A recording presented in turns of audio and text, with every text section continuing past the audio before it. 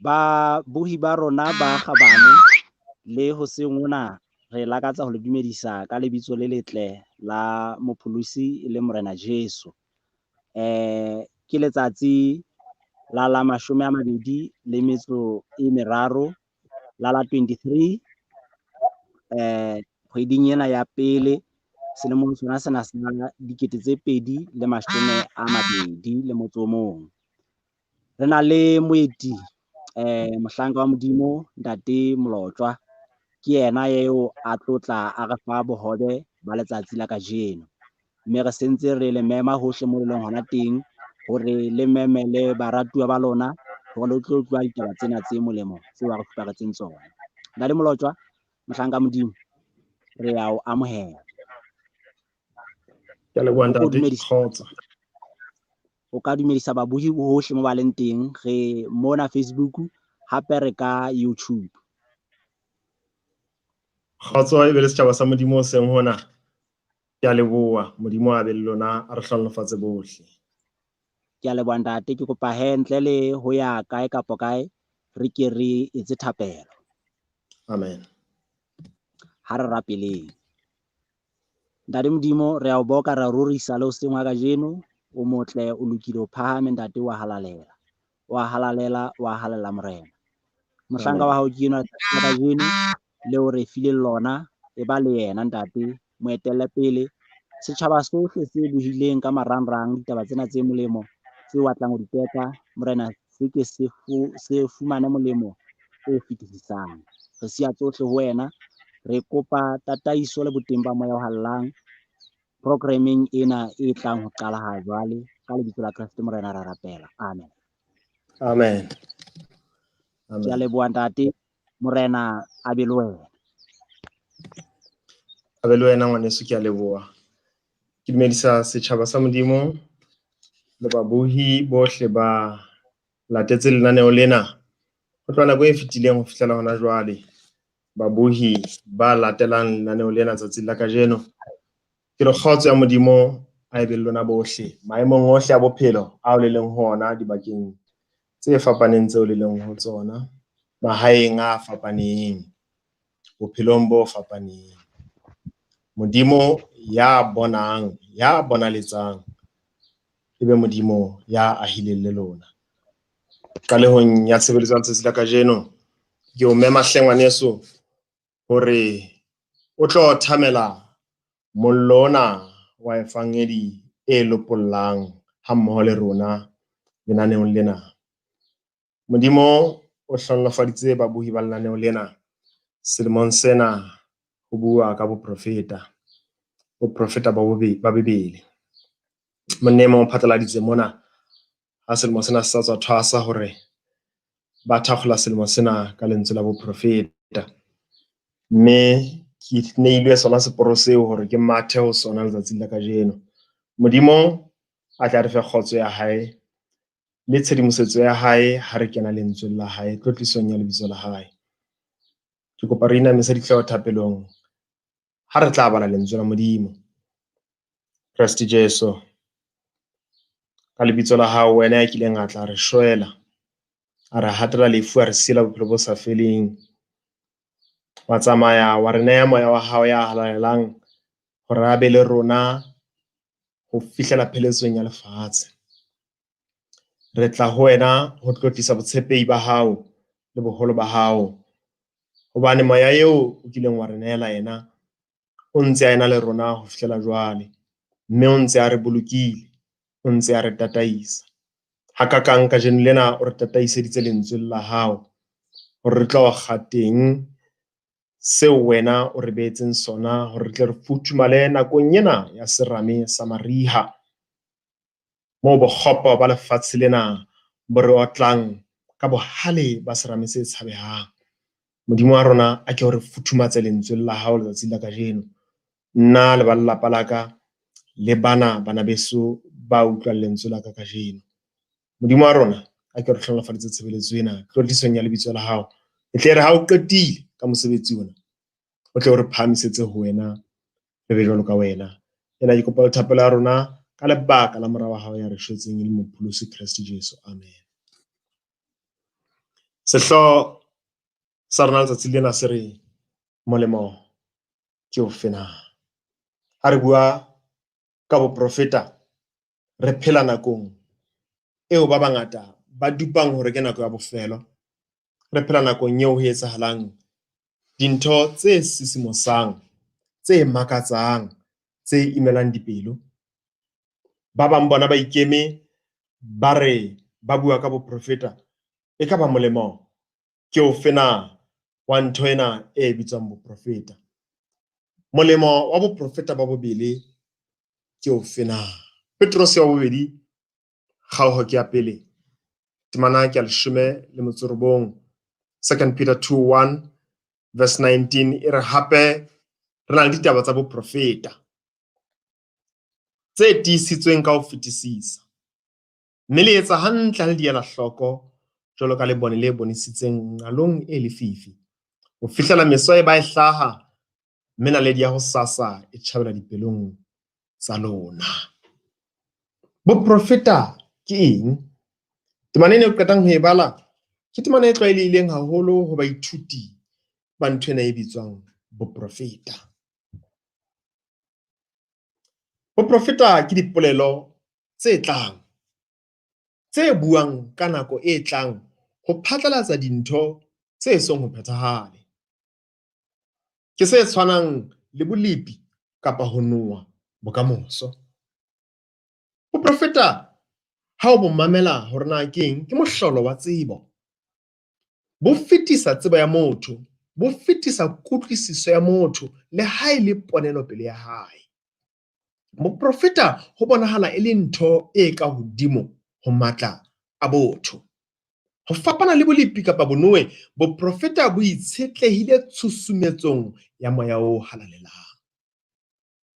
Temana ya 20 bukeng ena bobedi ya Petros kgaolong ena ya pele e re le se le dumela hobane ha ho boprofeta lengolong bo hlahileng ka ho itlhalosetsa ha motho. No prophecy is of any private interpretation. Hobane ha e sale boprofeta ha bo a ka ba tliswa ke ho rata ha motho, empa ke ka tshusumetso ya moya o halalelang, batho ba halalelang ba Modimo ba buileng. Boprofeta ha botle ka motho. Ho makatsa hore ke re ha botle ka motho hobane boprofeta re utlwa melomong ya batho, empa Bibele e re botla ka tshusumetso ya moya o halalelang. E re ke ka tshusumetso ena ya moya o halalelang batho ba halalelang ba Modimo ba buileng. O tla utlwisisa ha re bala temana ena hore boprofeta bo tsamaya le kgalalelo. Boprofeta bo tsamaya ka kgalalelo, bo tliswa bo susumetswa ke kgalalelo bathong ba halalelang ba Modimo. Bo kganya jwalo ka sedi nqalong e lefifi. Boprofeta bo tlisa lesedi dipelong tse fifetseng. Ena ya nthaselisa hobane e re bo tlisa kganya. Bo tlisa kganya nqalong e lefifi dipelong tsa rona tse fifetseng. Dipelo tsa bana ba batho di fifetse. Temana ena e re ho fihlela meso e ba e hlaha, dipelo tsa bana ba batho di fifetse, mme boprofeta bo kganya jwalo ka sedi nqalong e fifetseng. Ho fihlela meso e ba e hlaha, mme naledi ya ho sasa e tjhabela dipelong tsa lona. Dipelo tsa rona di fifetse. Ho bohlokwa hore re le setjhaba sa badumedi ba lentswe la Modimo e leng Bibele, re se acknowledge kapa re dumele hore dipelo tsa rona di lefifing. Mme ke lentswe la boprofeta leo Modimo a rerileng hore ebe ka lona a tlisang kganya dipelong tsa rona tse fifetseng. Ke bua tjena hobaneng ke phela nakong e lefifi eo re ka hlalosang re re e lerotho, fela ha ele hantle e lefifi. Ba bangata ha ba tsebe hore na bomoso bo tshwere eng. Ke tjho bona ba dumelang ba ipotsa hore na ebe hosane e re tshwaretse eng. Ho lefifi dipelo tsa rona di a nyaroha jwalo ha re bona di etsahala tse etsahalang. Dipelo tsa rona di fifaditswe ke dintho tse etsahalang hare ho rona, mahareng a rona, ka mathoko ho rona, empa ka ho fetisisa dipelo tsa rona di fifaditswe ke sebe se leng ho rona. Modimo re ka lentswe la hae ho fihlela meso e ba e hlaha. O re lesedi lena le kganya jwalo ka naledi ya meso dipelong tse lefifi.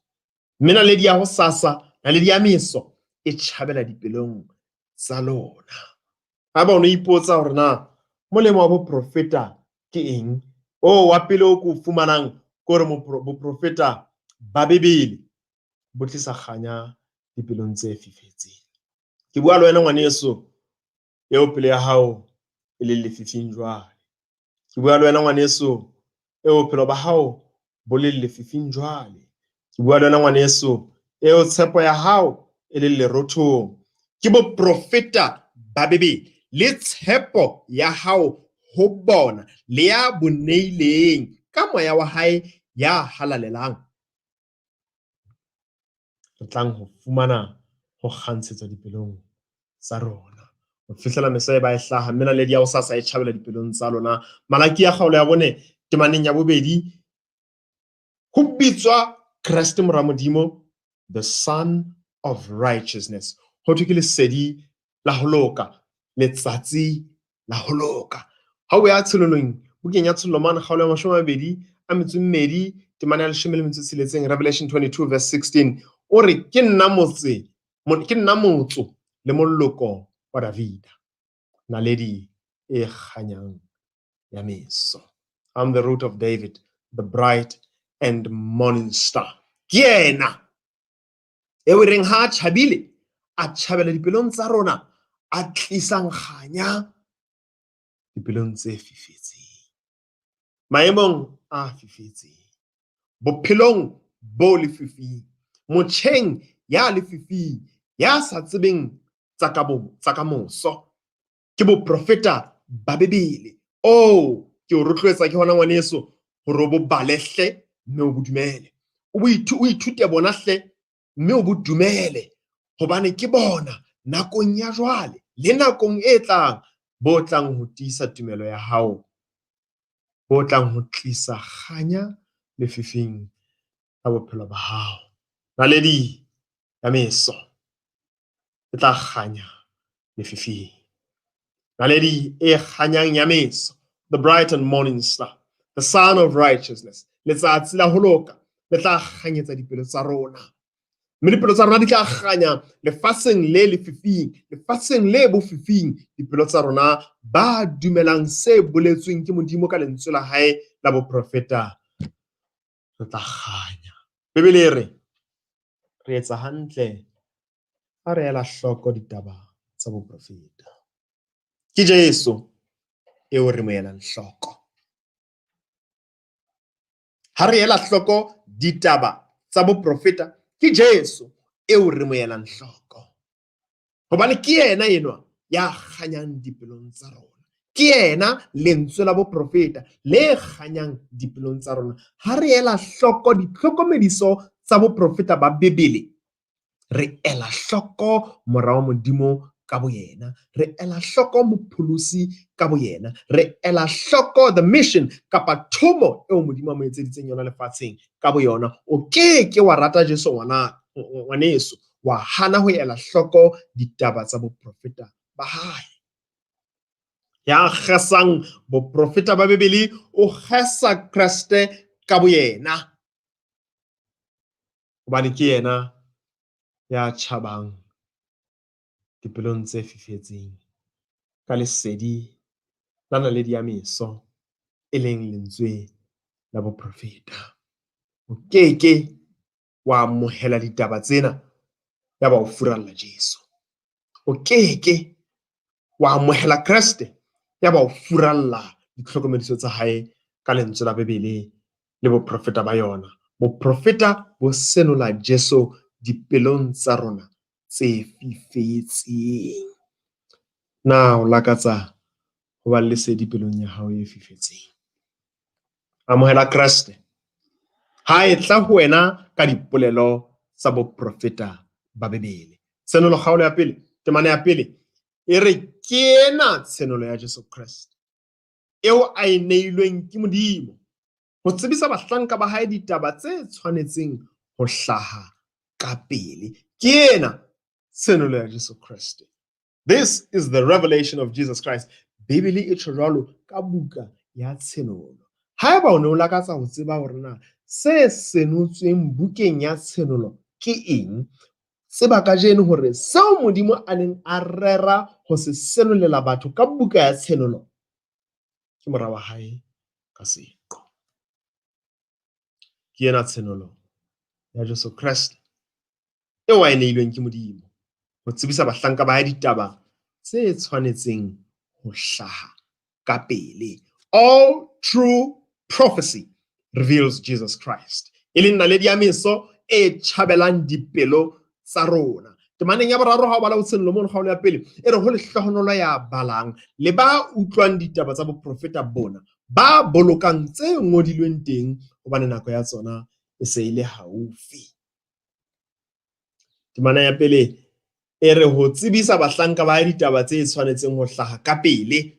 Haeba o e badile buka ya tsenolo kapa haeba kona o tla e bala, tseba hore tse ngodilweng ka moo ke dintho tse tlang ho hlaha ka pele. Temana ya boraro e re hobane nako ya tsona e se e le haufi.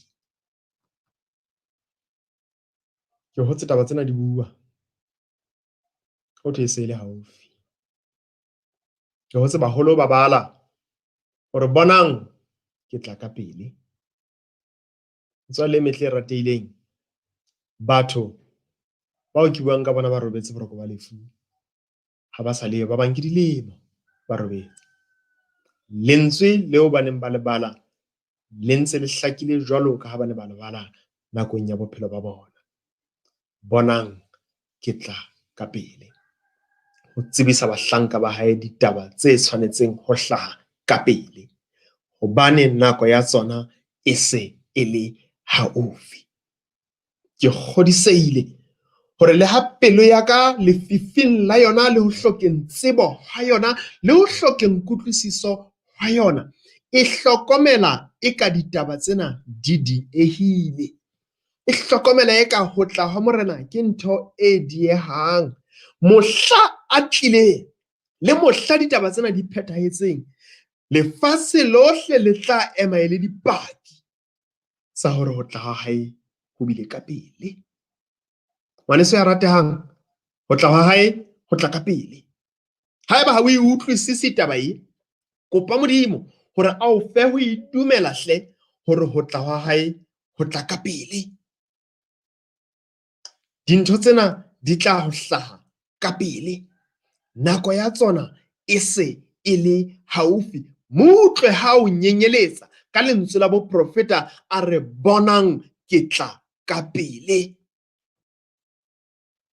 Wa tla no tla ka pele. Ditaba tsena di ngoletswe bahlanka ba hae. Please note, di ngoletswe bahlanka. O re ho tsebisa bahlanka ba hae ditaba tse tshwanetseng ho hlaha ka pele. Ha o bala buka ya Baroma kgaolo ya botshelela temana ho tloha ho ya 16 mane ho theoha, e re ana ha le tsebe hoba ha le ipeha bahlanka ba e mong ho mo utlwa le bahlanka ba eo le mo utlwang. Le ha ele ba sebe ho isa lefu, le ha ele ba kutlo e isang ho lokeng. Modimo o boko hobane lona le neng le le bahlanka ba sebe, jwale le dumetse ka pelo ho ya ka mehlala ya thuto eo le e rutilweng. Mme jwale ha le holotswe sebeng, le fetohile bahlanka ba ho loka. Jwalo ka mokgwa wa batho ka baka la phokolo ya nama ya lona ke re, jwalo ka ha le ne le beile ditho tsa lona ho ba bahlanka ba ditshila, le ba bokgopo ho etsa bokgopo, ka mokgwa oo jwale behang ditho tsa lona jwalo di be bahlanka ba ho loka ho isa kgalalelong. Ba mo utlwang ke bahlanka ba hae. Ana ha le tsebe hobane ha le ipeha bahlanka ba e mong ho mo utlwa le bahlanka ba eo le mo utlwang.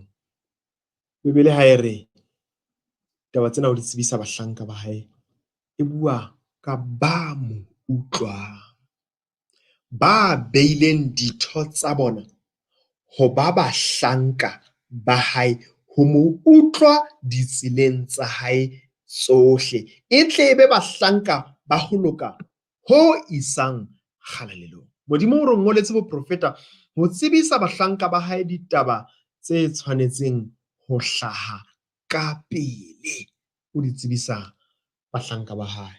Ha bala buka ya Isaiah kgaolo ya 42 temana ya 9 e re, bonang taba tsa pele di hlahile, jwale ke le bolella tse ntjha, ke le tsebisa tsona di so ho hlahe. What a privilege, a monyetla. Modimo o re tsebisa tsona di so ho hlahe. Re phela nakong eo, re phetse nakong eo, le nako ya pele le phela, batho have been anxious, ba labalabela ho tseba ka bokamoso. Ba bang ba sheba ka hare ho dimabole, ebe they predict the future, kapa ba lepa hore na bomoso ba bona e tla ba bo jwang. Ba bang ba isa matsoho a bona bathong, ba shebe ka hare ho matsoho ka mona, ba shebe menepe ya bona ka hare ho matsoho ka mona, ebe ba ba bolella hore ha letsoho la hao le ntjwetsa hore ho tla ba tjena hosane bophelong ba hao. People have been desperate to know the future. Le jwale nakong eo re phelang ho yona, batho ba tsetselela ho tseba hore na ebe hosane e re tshwaretse eng na. Modimo re ke le tsebisa tsona di so ho hlahe. O patetse bokae? Ha hona tefelo. Kriste o lefile sohle thupeng ya Golgotha. Ha hona letho leo re le ntshitseng hore re fumane, re etse obtain information concerning the future. Ha re a ntsha letho. Modimo hore ke le tsebisa tsona di so hlahe. Bebele e ruta hore Modimo o tseba ho bona into the future with perfect clarity. O tseba ho bona bokamoso ka ho hlaka ho phethehileng. God sees the future infinitely better than we can see today. O bona bokamoso ha betere ho feta ka moo re bonang kajeno ka teng. The future is no problem with him. Modimo ha kgathatseha ka bokamoso. Modimo ha tshwenyehe ka ho sasa. Ho a kgothatsa motswalle ya ratehang, ho a tshedisa ho tseba hore o diatleng tsa ya o ratileng, a ba o shwela, mme ke yena ya tshwereng le ho tseba bokamoso ba hao. Psalm 90 temana ya 2 e re, he is from everlasting to everlasting. E re ho tloha bosafeleng ho ya bosafeleng, o Modimo, thou art God. Ba bang ba re boprofeta ho thata ho utlwisiseha. Ke morero wa Modimo hore re batle nnete ya hae jwalo ka letlotlo le patilweng. Ko e bale parable eno ya the hidden treasure. Modimo o batla hore re batle nnete ya hae jwalo ka letlotlo le patilweng. Re tle re ananele, re etse appreciate, re tle re bone boleng ba yona, re tle re tshwarele haufinyane jwalo ka dintho tseo re di beileng boleng bo hodimo ha re fumane. Empa ho fetisa mona, Modimo o sireleditse molaetsa wa hae wa boprofeta ka ditshwantsho. Ke ka hoo boprofeta ho ba bangata bo bonahalang bo le thata ho utlwisiseha. Ba bangata ba e bala Bebele, empa dibuka tsena tse buang ka boprofeta ba di tlisa mahlo hodimo. Ba bang ba botsitse baprista ba re, oh no, e tlohele buka eno, ha se ntho ka bang wa e utlwisisa. Monne mong o la re, o la botsa moprista wa hae hore na hantle buka ena ya tshenolo e bolelang. A lekile ho e bala ntse a le kgaolong ya pele, a utlwa sa e utlwisise, a botsa moprista hore na e bolelang buka ena. Ke utlwa o mpo ntlhalosetse yona. Moprista a re yena buka ena e thata hampe, ha se ntho ka bang wa utlwisisa ga wana le yona a go qala ho Mateo mane o theowe o ipalle dibuka tseno tse ding di bitswa the Gospels. O ka lehlano bakeng kapa ka bo madimabe bakeng sa mopriste ena ke ne ke se ke fihlile temaneng ya boraro e reng ho lehlohonolo ya balang hore lehlohonolo leno ka utlwa ke labalabela ke le tsetselela ka utlwa hore nkekeng ka ba ka furalla buka ena jwalo ka mopriste a tjho hobane e re ho lehlohonolo ya balang le ya phethang boprofeta ba buka ena o re ya ba ke tswela pele ke bala buka ena baprofeta ba bangata ba ngotse ditaba tsa boprofeta e le makgoba ba le tlasa puso ya baditjhaba. Boprofeta ba bona bo bongata bo bone bo bile bodupa bo bolela ka tshenyeho ya yona mebuso eo. Ha o bala bukeng ya Tshelo mane o tla fumana hore buka ya Tshelo e bua haholo ka ho wa ha mmuso wa Roma. Buka ya Daniele e bua haholo ka ho wa ha mmuso wa Babilona le mmuso wa Persia le mebuso yohle ya lefatshe ho fihlela ho mmuso wa ho qetela ona o releng ho ona. Mme Bibele e bontsha hore le ona o tla wa, o tla qhalwa, o tla fela. Ha re utlwisisa tse bolelwang ke di-symbols kapa dipatilweng tseo Modimo a di sebedisitseng dipolelong tsa boprofeta tse sebedisitsweng boprofeteng ba Bibele, ho tla ba bonolo ho utlwisisa boprofeta ba Bibele. Modimo o patile dinnete tsa boprofeta ka hara matshwao ho patela sera melaetsa ya boprofeta bona. Ebile morero wa Modimo hore sera le ha se bala se seke sa utlwisisa. Ha o bala buka ya Mareka mane kgaolo ya bone temana ya 10 ho ya fihla ho temana ya 12 e re ha le ka thoko ba nang le yena e leng ba 12 ba mmotsa setshwantsho seo ya ba hore ho bona temaneng ya 11 lona le neile ho tseba sephiri sa mmuso wa Modimo athe ho bao ba ka ntle tsohle di etswa ka ditshwantsho e le hore ha ba bona ba bone mme ba ske ba bontshisa le ha ba utlwa ba utlwe ba mpe ba ske ba utlwisisa e se re mohlomong ba sokolang mme ba tshwarelwa dibe. Modimo o rerile hore ba ka thoko bao e seng bahlanka ho yena ba sa nehelang ditho tsa bona ho yena ba netseng ditho tsa bona bokgopong ho sebetsa bokgopo bo isang lefung ba seke ba utlwa ditaba tsena ba seke ba di utlwisisa le ha ba bona ba seke ba bontshisa le ha ba utlwa ba utlwe ba mpe ba seke ba utlwisisa. Wena ngwaneso o se nyahame pelo. Modimo o lakatsa ba inehelang ho yena hore ba utlwe tsona tsena tse patilweng boprofeteng tseo lefatshe le bolelang le dikereke le baetapele ba dikereke ba bolelang hore di patilwe. Tsena tseo lefatshe nakong ena ya jwale le leng desperate so much to know. Modimo o lakatsa hore ba inehelang ho yena ba nehelang ditho tsa bona ho yena ho sebetsa ho loka ho isang bophelong ho isang kganyeng ba tle ba bone ditaba tsena mme ba di utlwisise.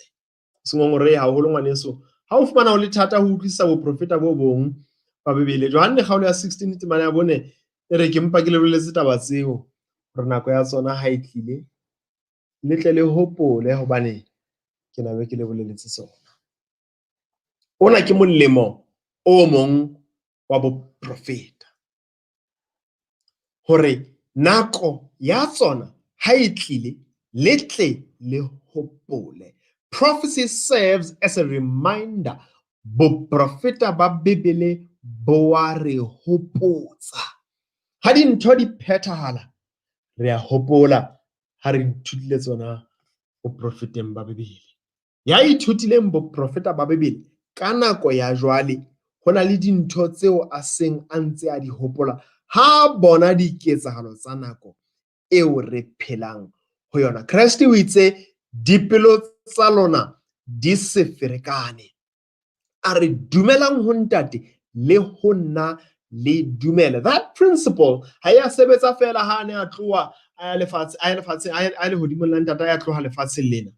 That principle ha e sebetse fela mona mo utlwa batho ba e beha teng ba e phareha teng ha re se re siuwe ke bana ba borona ka lefu ebe motho re dipelo tsa rona di se ferekane ke ya ho ntate ke lokisetsa bodulo. Principle eno goes deeper. E theola tlase botibong bo e re nyenyeletsang hore ka nako ena eo diketsahalo tsa lefatshe di sisimosang, di nyarosang, dipelo tsa lona di se ferekane. Ha le etsa jwang? O re dumelang ho ntate le ho nna dumele. Ha hona pherekano e behetsweng ba dumelang. Ke pheta haholo wena ngwaneso, haeba utlwe ka pherekano ya ho tlela, tseba hobane o lahlehelwa ke tumelo. Ha hona pherekano e behetsweng ba dumelang. Dumelang ho ntate le ho nna le dumele. Dipelo tsa lona di keke tsa ferekana. Ha o phethahala, re tla hopola hore o re boleletse e sa le pele.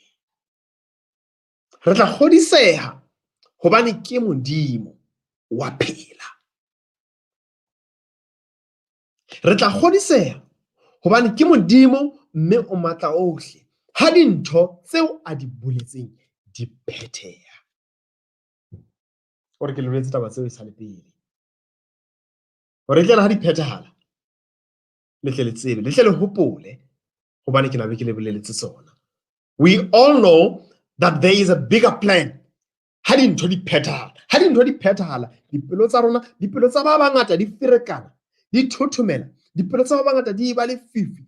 Ho rona ho tlala kgodiseho ya hore ka nnete Modimo o a phela mme o matla ohle. Ka nako eno eo ho etsahalang dintho tse ferekanang, kelello ya dumelang e re, I know there is a bigger plan in place. Though it's called a pandemic, it is not all just an accident. Boprofeta bo tiisa tshepo ya rona ho Modimo, bo re Modimo o a phela.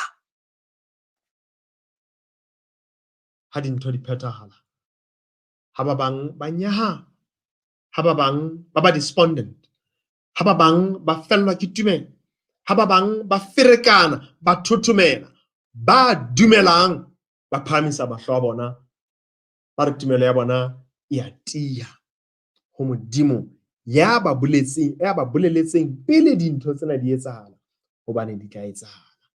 Alpha le Omega, Modimo wa phela.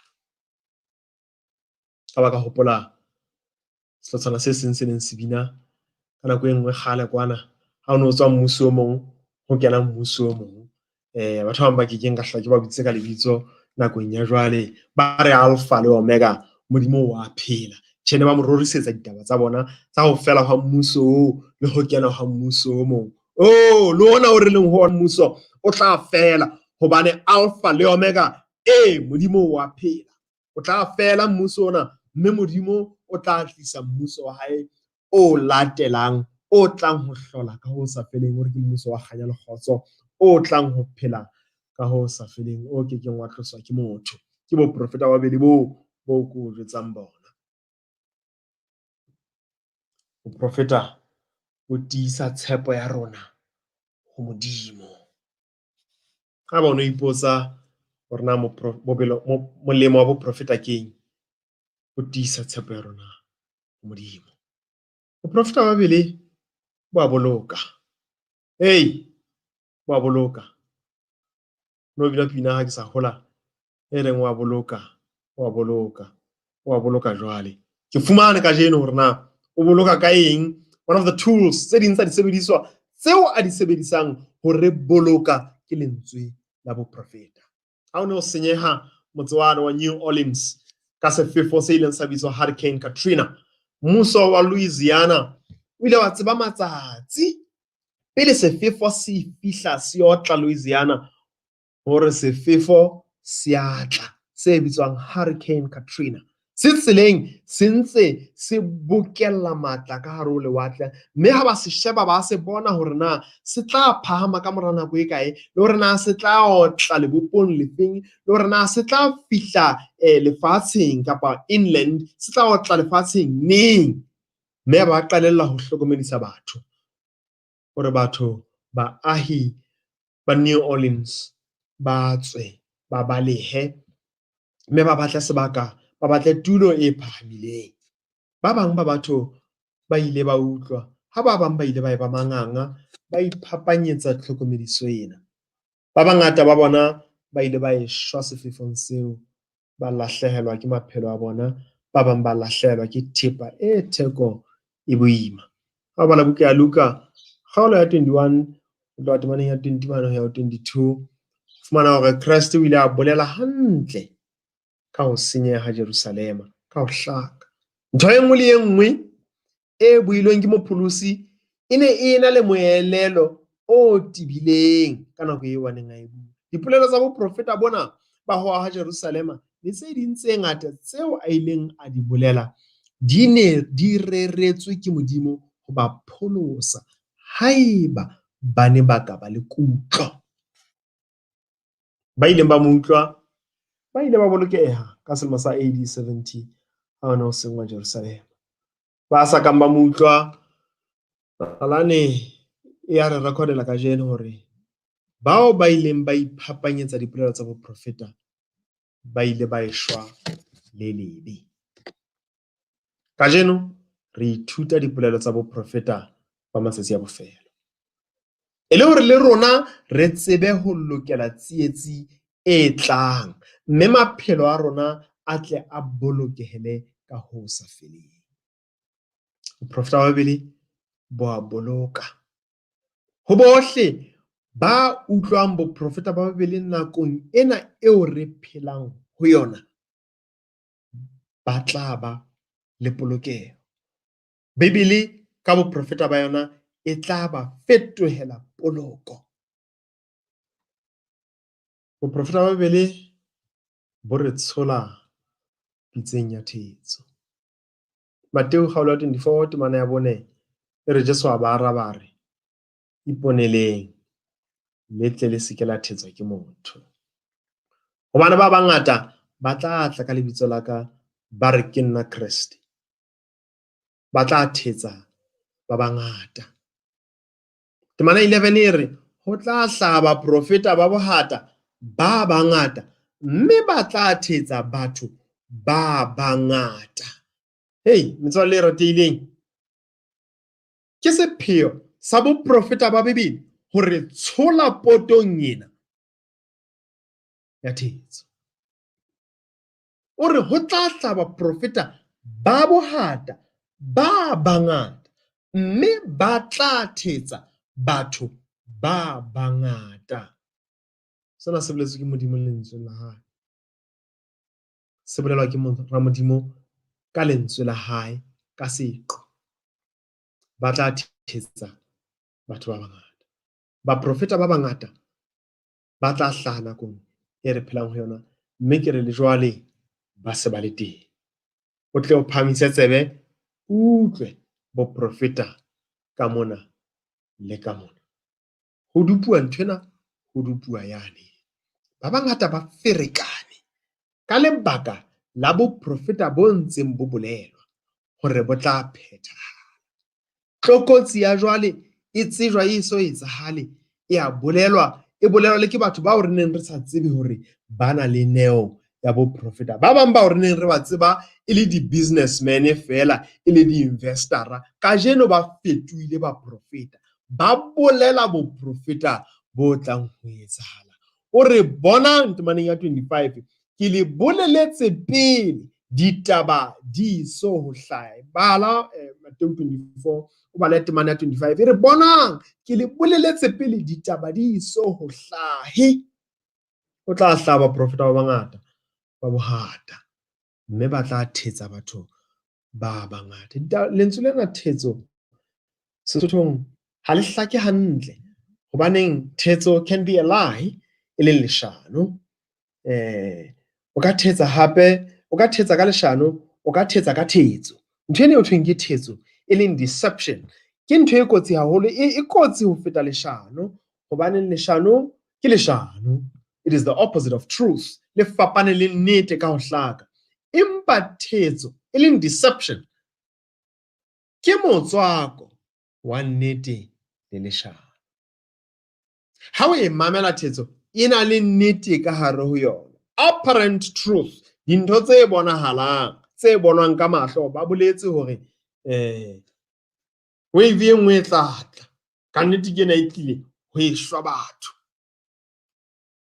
Bona ke le boleletse pele ditaba tseo di so hlaha hore baprofeta ba bangata ba tla hlaha ba bohata, mme ba tla thetsa batho ba bangata.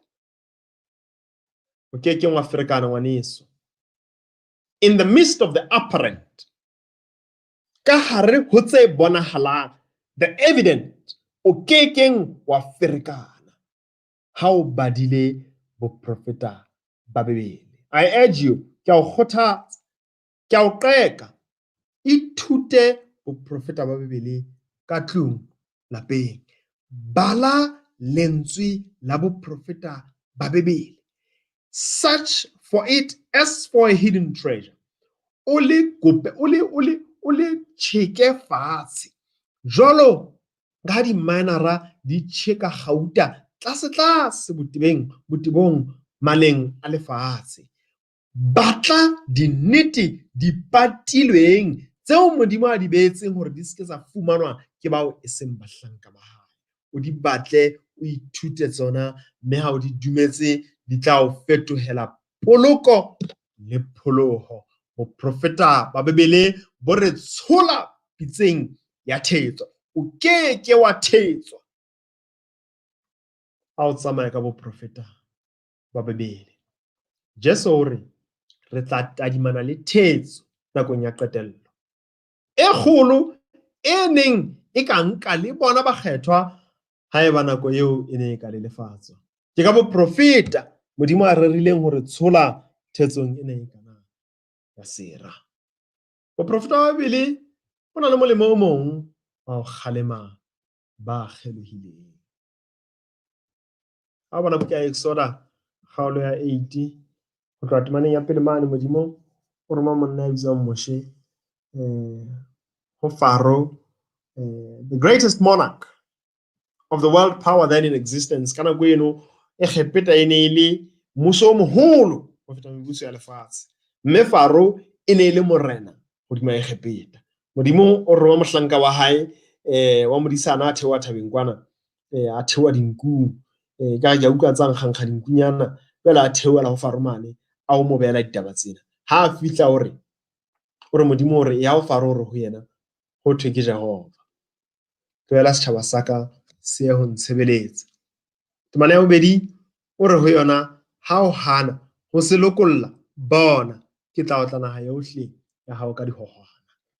Ho ne le bohlokwa hore Modimo a bue ho Pharaoh ka ho mo otla ka dihohwana pele a mo otla ka dihohwana.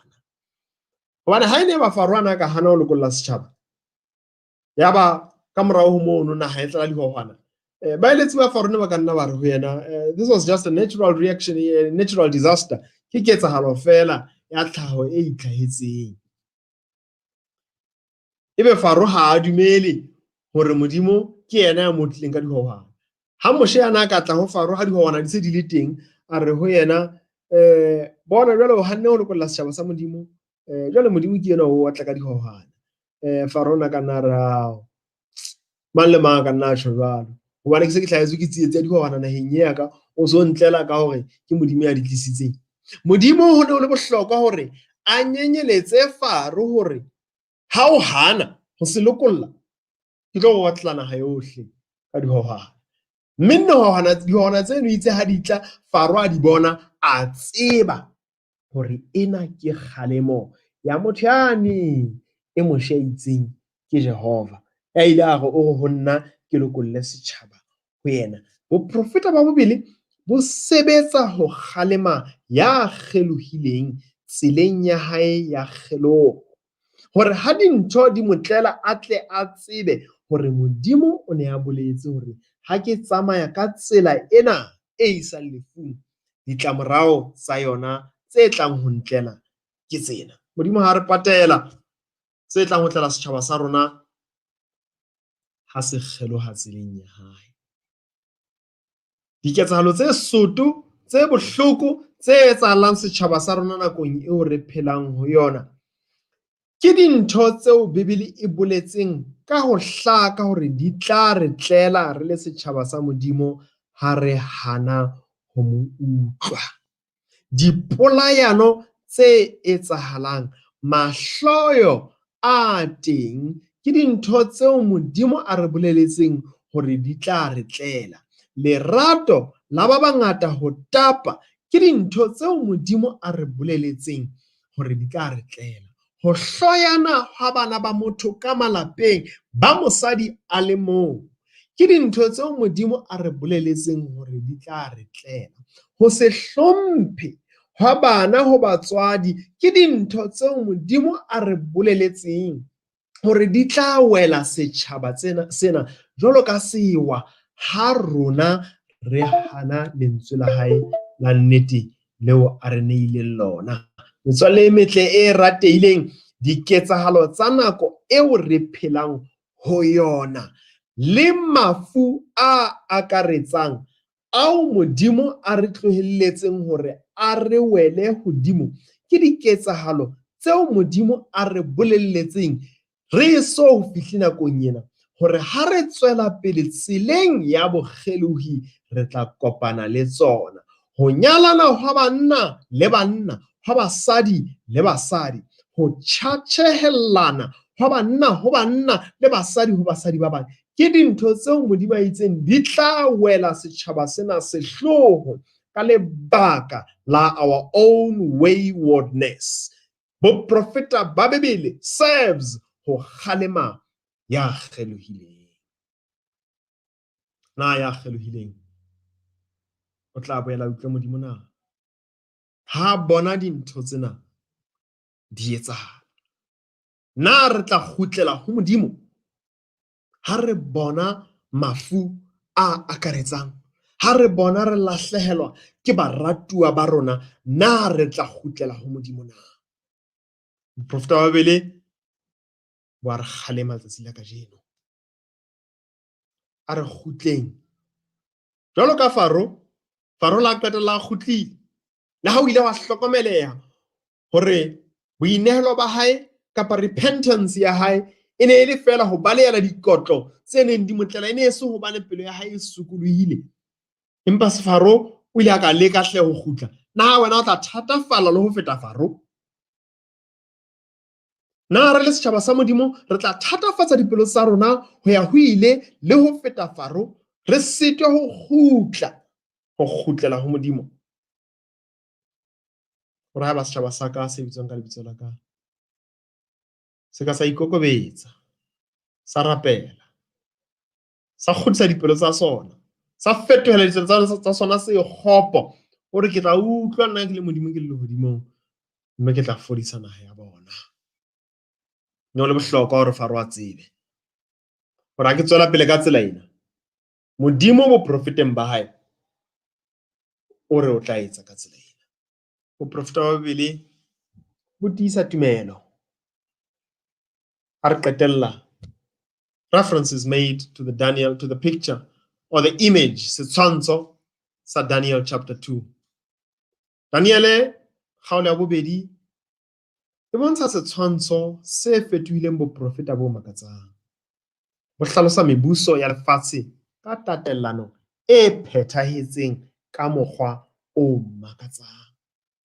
Babylon, Medo-Persia, Greece, Rome, ho ya fihlela ho the divided Roman Empire, ho ya fihla ho kgutleng ha mora motho, ho fihlela kajeno bo phethahetse fela jwalo ka ha Modimo ka molomo wa Daniele a bo boletse boprofeta bona.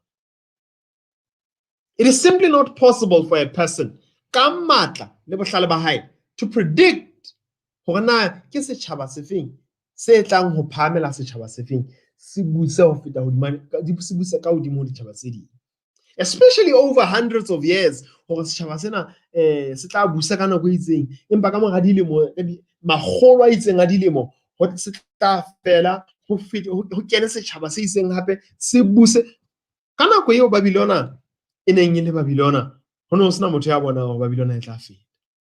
hore Medo-Persia e tla latela mohlomong e mong ntsa ka nna a pheakgang hore Daniel ona santse a bona hore the Medes and the Persians ba nyoloha ba ntse ba le matla mohlomong o se thata hakalo hore Daniel a ka etsa predict ho phama ha Medo-Persia empa hore Greece le yona e tla phama eo ka nako eo ne le nahanyana fela ya merabe ntse e lwantshana mo ne e fokolang e phame e be e tlotla e busa lefatshe ha hona motho a ka ba yantsile tabeng ho tshwanele be hile hanka matla a mang a ka hodimo ho matla a botho ho tseba hore the kingdom of Greece would rise to power hodimo ho mmuso wa Medo-Persia hodimo ho mmuso wa Babylona tloela Roma eo e ne le motsana fela ka nako eno hore e tla boela e phahame e kopane e be matla e be e buse lefatshe lohle le hore ho buseng ha yona e tla busa ka nako e telele ho feta mebuso e ne emeng kaofela mme qetellong e be e qhalane e lemale e be le leqeba le lebe le bolayang e be e boele hape e kgutle e fole e be e tlotla e dula e qhalwa ke Modimo ka seqo sa ona mohlaetla o metswalle e ratehang dintho tsena di kekeng tsa be di tsebile ke motho taba ena ya boprofeta ba Daniel 2 ke kekeng ya ba phehiswa ke motho jwalo fela ka ha e sa tswe mothong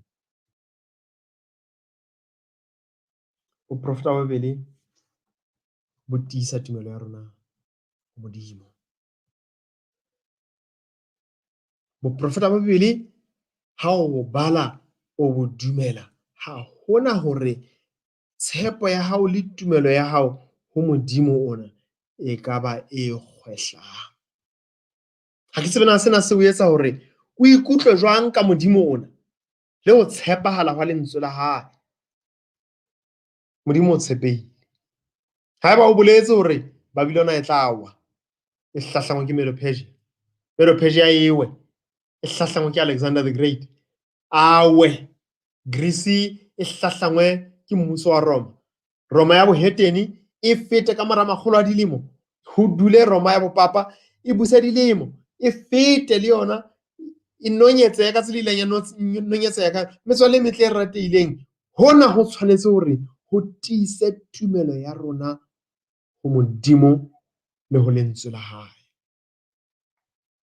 sena se re nyenyeletsa hore Bibele le boprofeta ba yona di lekane hore di ka tshetjwa ke batho. Now I tell you before it come, that when it comes to pass, ye may believe that I am he. John chapter 13 verse 19. Re ke le bolella taba ena e sa le jwale e so ho hlahe hore mohlahlahang le dumele hobane ke nna. Ka bokgutshwanyane Jesu o fane ka boprofeta hore ha o bona phethahalo ya bona o dumele ho yena. Na o phela nakong eo o bonang phethahalo ya boprofeta. Na o phela nakong eo o bonang ho phethahala tseo Modimo a boletseng e sa le pele di so ho hlahe hore di tla hlaha. Na ha o bona as you witness dintho tse etsahalang nako ya jwale, na tumelo ya hao ya tia ho Modimo ho feta pele kapa pelo ya hao e ba lefifing na? Ana ngwaneso o dumetse boprofeta ba Bibele? Ana ha dintho tsena di etsahala di tiisa tumelo ya hao ho Modimo ya boletseng di so ho etsahale hore di tla etsahala? Ana dintho tsena tse etsahalang ha di etsahala kelellong ya hao le pelong ya hao ho tla hore oh I know there is a bigger plan, it's not all just an accident ho yena? Kapa pelo ya hao ya thuthumela ya ferekana ha hona pherekano e beetsweng ba dumelang? Dumela ho ntate le ho mora hae o dumele, no dumela ka ho fetisisa naledi ya meso e tjhabelang dipelo tsa rona tse le lefifing. Le ha matshwenyeho a etla re ka itshwarella ka yena, mme tumelo ya rona ya tia ho yena ka lebaka la lentswe la boprofeta. Hape re na le ditaba tsa boprofeta tse tiisitsweng ka ho fetisisa. O metswalle ya ratehang, di tiisitswe ka ho fetisisa. Ditaba tsa boprofeta ke tse tiileng. Psalm 22 verse 6 re la nto hore ho nna ditaba tseo ke tse tiileng, ke tsa nnete. Mme Morena Modimo wa meya ya baprofeta o romile lenyeloi la hae ho bontsha bahlanka ba hae ditaba tse seng di tla hlaha ka pele. Ditaba tseo ke tse tiileng, ke tsa nnete. Taba tsa boprofeta ba Babeli di tiile, ke tsa nnete. Shadima hantle, phahamisa mahlo a hao, wa tlose lerateng le lengata le etswang ke diabolosi, to try and unsettle the faith, ho leka ho tsitsinya tumelo ya rona ho Modimo le ditshepiso tsa hae. Ho shadima dintho tsa lefatshe lena ha ho tlise letho ka ntle ho kgwehla ha mangole le ho hloka tshepo bakeng sa bokamoso. Ditaba tsena ke tse tiileng, mme ke tsa nnete. Mme Morena Modimo wa meya ya baprofeta o romile lenyeloi la hae ho bontsha bahlanka ba hae ditaba tse seng di tla hlaha ka pele. Tumelo ya rona e tia mona lentsweng la boprofeta. Ba bangata ba entse lerata ba hlodia kereke, ba hlodia badumedi ka lentswe la boprofeta. Ba bang ba ipotsa hore na molemo ke ofeng wa ditaba tsena tsa boprofeta. Re tshoswa fela, hobaneng re lokela hore nne re tshoswe ka boprofeta? Ha o sa tshoswa ke boprofeta, bona jwale o tshoswa ke Bill Gates, bona o tshoswa ke Ramaphosa, bona president ha a phama fela a o bolella dipalopalo, o kgwehla mangwele. Tshoswa ke lentswe la Modimo, mme o dumele ditaba tsena. Ha o di dumetse, o ke keng wa kgwehla mangwele mo lefatshe lohle le kgwehlang mangwele teng. O di boleletse bahlanka ba hae ditaba tsena tse seng di tla hlaha ka pele. John 14:29 re mme jwale ke le boletse tsona di ise ho hlahe hore mohla di hlahang le tle le dumele. Hone se a ratehang, dumela hle. Ha di hlaha, dumela hle. Pelo ya hao e se ferekane. Ha di hlaha, dipelo tsa lona di se ferekane. Dumelang ho ntate, le dumele hore e fela e le yena, le dumele hore ke yena, hore mohla di hlahang le tle e dumele. Kopo e thapedi ya ka ke hore le tle le dumele. Oh, that you may believe. Modimo a le hlohonolofatse, a re hlohonolofatse, a re hlohonolofatse ka tumelo ka lebaka la neo ya boprofeta. Ena e kebe thapelo ka dipelo tsa rona, mme ka ho fetisisa e kebe maiphihlelo a rona ka lebaka la Kristo Jesu. Amen. Amen. Re leboha Ntate Modimo haholo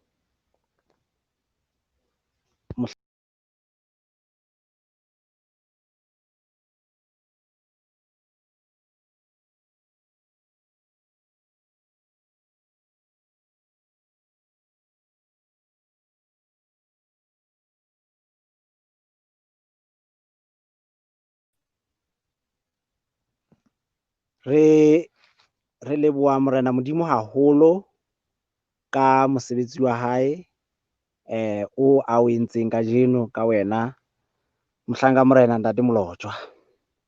Mme re phahamisa botle ba hae, ke hona re dumela hore ruri lesedi le tjhabetse dipelong tsa bana ba batho. Amen. Hobane Morena Jesu re ke yena lesedi leo Johanne ha bua ka lona, lesedi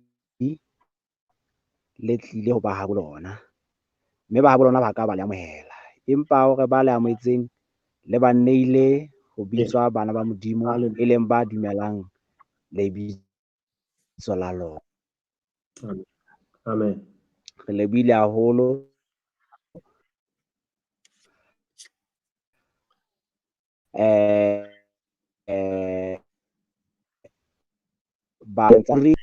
la kajeno le re butse mahlo haholo hore re tle re bone mme re ithekele fela kopa re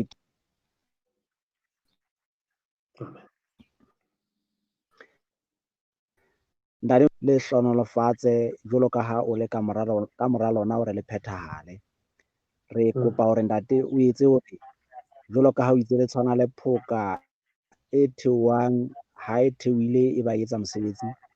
Tsebe tsohle tse bueng lentswe lena morena le ekeletse mosebetsi dipelong tse jwalo.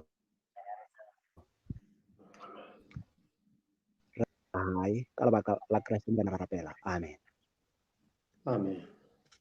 Babuhi ba kgabane, re lebohile haholo fela re kopana hape nakong e tlang. Ke lakatsa ho isa diteboho tse ikgethang ho baholo ba ka, moholo Seiso, moholo Molefi, e ka le wena moholo le Letete, hohle mo le leng hona teng. Morena a letse hantle, babuhi ho fihlela re kopana hape nakong e tlang. Ke a leboha, bye bye.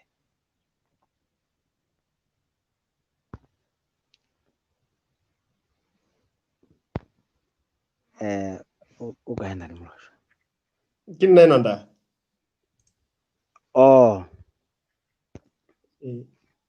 Ha re so tswe ka show. Ke nna se re tswile.